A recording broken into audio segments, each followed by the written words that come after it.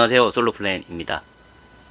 제가 유튜브를 시작한 지 2달 반 만에 1000명이라는 구독자를 달성했습니다. 이 모두가 구독자님들 덕분에 여기까지 올 수 있었습니다. 다시 한번 진심으로 감사드립니다. 오늘 주제는요, 한국의 이혼의 현실에 대해서 말씀을 좀 간단하게 해보려 합니다. 최근에 82년 김지영 세대, 그 이후, 그러니까 82년 아래로 지금 이혼율들이 급증하고 있지 않습니까? 사실 최근에는 우스갯소리로 결혼하자마자 신혼여행 갔다가 돌아온 뒤 일주일 뒤에 이혼한다. 내지는 신혼여행을 가서 현지에서 빠이빠이 한다. 이런 말까지 나옵니다. 한국 사회에서는 결혼하기 전에도 서로가 조건과 조건을 맞추고 그리고 조건을 내세워서 대부분 결혼을 하지요. 그런데 이혼을 할 때도 이제 이혼을 하게 되면 남이 되지 않습니까? 남이 되기 때문에 더 정확한 계산적이고 조건과 조건을 양보하지 않고 서로 대립을 하며 법원에서 조정 시청을 하면서 법적인 다툼을 이어가는 경우가 허다합니다. 지금 현재 결혼을 하고 나서 바로 혼인신고를 하지 않고 짧게는 2년, 길게는 5년까지 서로가 동거를 하면서 사실 혼 관계만 유지한 채로 나중에 성격이 맞지 않거나 여러 가지 조건이 부합하지 않으면 보따리만 싸서 그냥 빠이빠이 하는 쉽게 헤어질 수 있는 구조, 그런 커플들도 많다고 합니다. 사실상 이런 커플들은 헤어질 때 간단합니다. 하지만 혼인신고를 하고 남편과 부인이 이혼을 할 때 그 재산에 대해서, 재산 분할에 대해서 서로 다툼이 있죠. 외벌이 남편의, 그리고 전업주부, 그 부인의 성격상 꾸준히 뭘 할 수 있는 성격이 아니었습니다.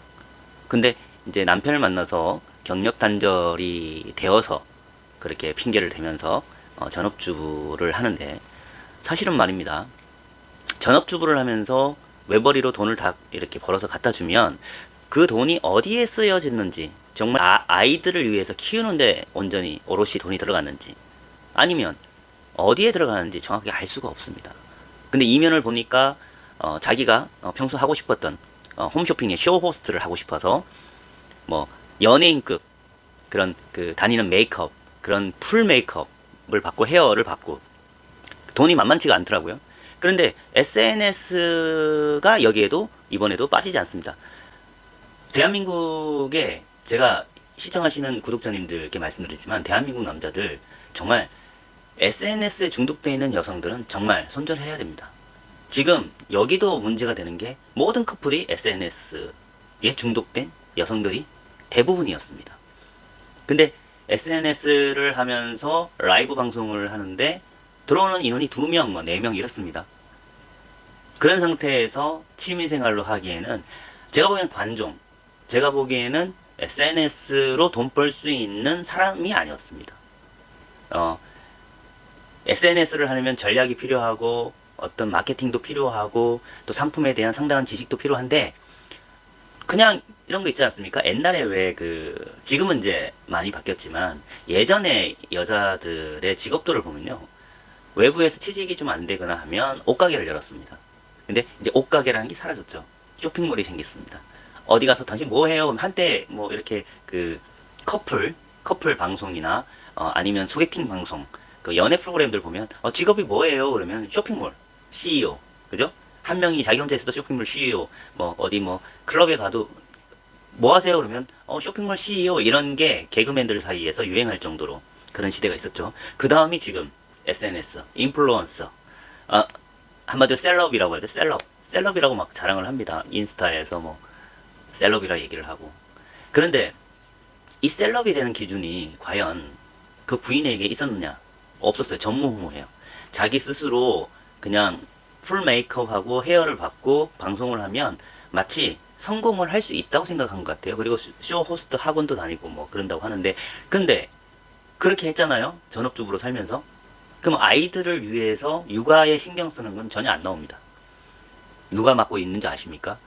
그 여성의 부모, 그 여성의 아버지와 어머니가 애들을 케어하고 있었습니다. 그러면서 그 집, 남편 소유, 남편이 자가로 대출을 받아서 산 집에 여성의 어머니 아버지까지 와서 살고 있는 그런 풍경을 볼 수가 있었습니다. 그런데 여기서 말입니다. 저는 참 궁금했던 게 이런 거예요. 왜 갈랐을 때는 정확한 계산이 나오지 않는지 이해가 안 돼요. 결혼할 때도 보면 3천 마통을 땡기거나 여러 가지 어떤 그 디폴트 값이 있지 않습니까? 혼수용품은 3천, 마통 3천. 근데 남자는 이미 집 자가를 해가거나 전세잖아요.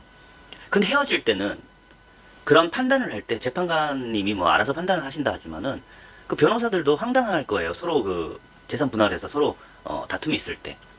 그런데 양육권을 가지고 싸울 때 예전에는 어떻게 했냐면 서로 안 키우려고 했었습니다.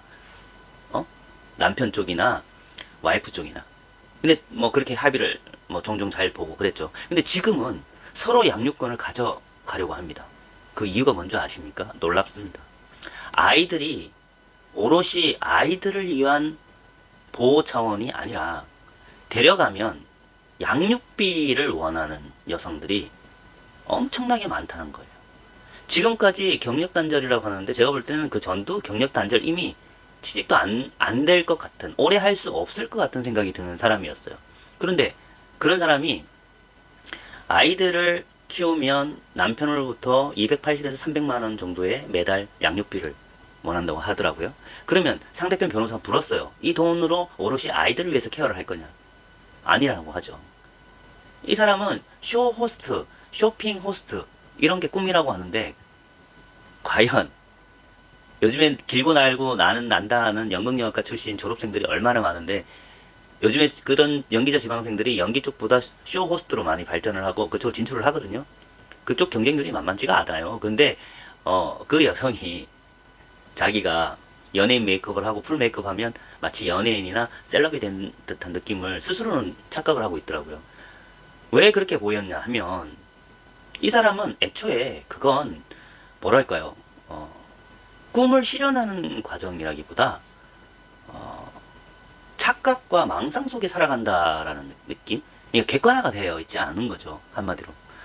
그러면 이 아이들을 위해서 케어하는 돈이 이렇게 들어가야 되는데 남편 쪽에서는 양육권을 포기하지 않습니다. 그래서 남편이 만약에 양육권을 포기하지 않고 승소를 하면 남편은 부인한테 얼마를 요구하겠느냐고 물었더니 이 여자 측 변호사가 코치를 해줍니다, 옆에서. 근데 이 여자분이 하는 말이 줄 수 없다는 거죠. 돈을 못 벌고 있으니까. 근데 결혼할 때도 그렇고 이혼할 때는 부부 합산이라는 게 있나 봅니다. 부부 합산으로 재산을 목록을 써야 되는 것들이 있는데 자기는 지금 백수거든요. 전업주부잖아요.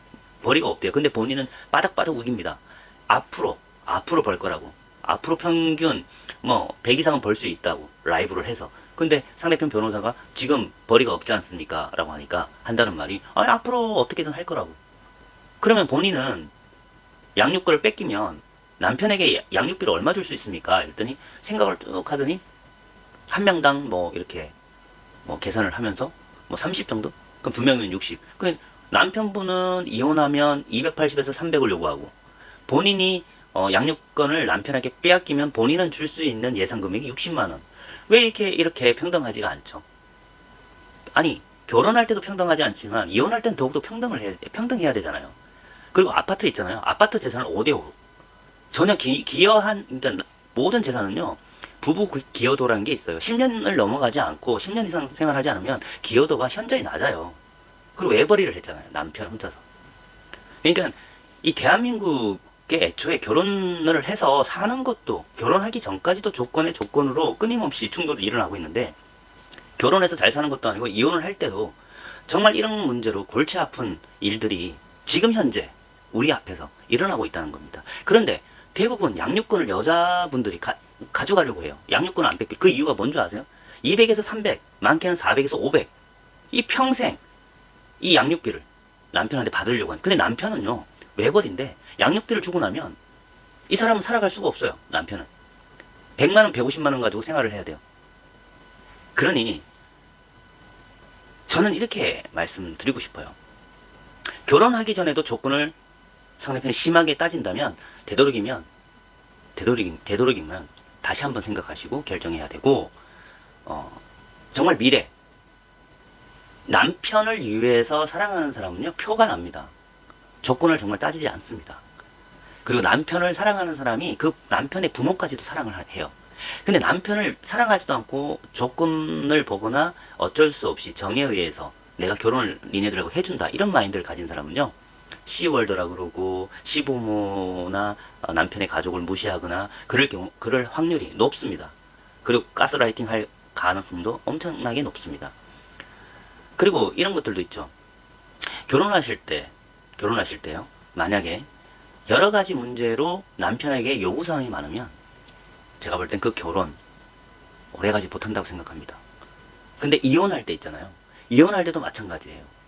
독박 쓰지 않으시려면 이혼하실 때도 정확하게 재산과 관련된 모든 내용과 모든 것들은 사전에 변호사와 상담을 해서 준비를 하셔야 된다는 겁니다. 준비되지 않으면 정말 눈뜬 상태에서 코베이는 사건이 일어날 수 있다고 생각합니다. 결혼할 때도 조건 때문에 골치 아픈데 이혼할 때는 더 힘들다. 이게 혼인신고가 되어 있으면 더 힘들다. 그러니까 뭐 소송을 통해서 사건 조정을 해야 되고 여러 가지 뭐 조건들이 있지 않습니까? 참 이런 것도 있답니다. 여담이지만 여자들이 남자에게 고의적으로 이혼을 유발시키고, 그리고 직장 내 뭐 예를 들어서 불륜을 하는 상대, 오피스 뭐 남편이나 오피스 애인을 만들어서 유도하는 경우가 많은데, 어떤 유도? 사전에 다 준비합니다. 치밀하게. 그러니까 불륜이 들통나지 않도록 사전에 치밀하게 준비를 하고, 그 대신 결혼 생활을 유지했던 기간을 최대한 늘려서 재산을 혼테크에 이용하려고 하는 그런 안이한 마인드를 가진 여성들이 점점 급증하고 있다는 현실입니다. 결국 이혼하면 저쪽 전 남편으로부터 받는 양육비와 재산 분할했던 돈으로 새로운 젊은 연하의 남자와 그렇게 용돈을 주며 연하의 남자와 엔조이를 즐긴다고 합니다. 여러분, 뭐 이게 그게 뭐 일부일 것 같지 주변에 뭐 많지는 않잖아. 생각보다 많습니다. 이 방송을 뭐 시청하시는 분들도 그렇고 생각을 해보면, 주변에 찾아보면 심심찮게 그런 말들을 많이 들을 수 있습니다. 저는 많이 듣고 있고요. 그리고 82년 김재영 세대들에 대해서 얘기를 하면서 수많은 댓글, 수백 개의 댓글을 보면서 저는 이런 생각을 했습니다. 역시 남성들이 이 가슴 한쪽에 불만이 굉장히 많구나. 이 사회적 구조 시스템 안에서 일어나고 있는 여성과의 남성과의 평등이 아니라 차별을 받고 있는 이런 남성들의 분노심을 느꼈고요. 저와 공감하는 대한민국 남성들이 많았다는 점. 그러면 주변에 심각한 사람도 많았고, 제가 말했던 사연의 주인공과 비슷한 경우를 당하신 분들도 많았다는 거. 참 저는 깜짝 놀랐어요. 비슷한 일을 겪었습니다. 그만큼 주변에서 우리 양쪽에 흔하게 찾아보면 일어나고 있는 일들이라는 거. 그래서 저는 다시 한번 말씀드리지만, 대한민국 남성들이 결혼하기 전에, 결혼하고 나서 이후에 일어날 일들까지 머릿속에 넣고 계산하셔서 신중하게 판단하고 신중하게 결혼을 하셔야 된다. 이렇게 말씀을 전해드립니다. 그리고 각종 증거와 그리고 상대방이 그런 걸 사전에 남편 모르게 준비하고 있는 것들도 철저하게 파악을 해야 됩니다. 또 마지막으로 이 말씀을 전해드리면서 방송을 마무리하도록 하겠습니다. 또 한 커플은요, 여자가 생활비 쪽으로 200에서 300을 받았는데 그걸 아이들을 위해서, 가정을 위해서 쓴 게 아니라 그 중에서 일부를 떼냅니다. 일부를 떼내서 한마디로 딴 주머니를 찬다고 하죠. 6천에서 7천을 모아놓은 거예요. 남편 외벌이로 벌어온 돈으로 가정을 위해서 쓰는 게 아니라 자기 주머니, 딴 주머니를 차고 있었던 겁니다. 그러니까 변호사가 혹시 가지고 있는 돈이 있느냐 했더니 남편 몰래 그 받았던 돈을 이렇게 빼돌려서 6천만 원에 7천만 원. 근데 이거 그냥 말 안 하고 그냥 이렇게 빼돌리는 거 자기 엄마의 계좌로 이렇게 빼돌리면 안 되겠냐고 자기 변호사하고 상담을 합니다. 어처구니가 없죠. 그러면서 변호사, 그건 절대 있을 수가 없다. 다 계좌 조회하고 조사하면 나오니까 그건 안 됩니다. 그러면 이것도 부부 합산, 이혼할 때 부부 합산으로 분할 대상이 됩니까? 그러니까 변호사 단호하게 그렇게 말을 했습니다. 그건 당연히 당신의 돈이 아니다. 부부 합산에 돈으로 넣어서 재산 분할을 해야 된다. 당신이 그렇게 몰래 빼돌려서 저축한 돈도 당신 돈이 아니다. 그러니 그건 밝혀서 딴 곳으로 빼돌릴 수가 없는 돈이니까 재판 시에 다 공개하고 그걸 분할을 해야 된다. 그게 얼마나 무섭습니까, 여러분? 그러니까 지금도 혹시 이렇게 결혼을 하시고 잘 사시는 분들은 제외입니다. 결혼 생활 잘 하시는 분들은 제외지만 항상 딴 주머니를 차는지 딴 주머니를 차고 있는지 이런 것도 한번 잘 조사해 보시길 당부해 봅니다. 자, 오늘은 여기서 방송을 마무리하고요.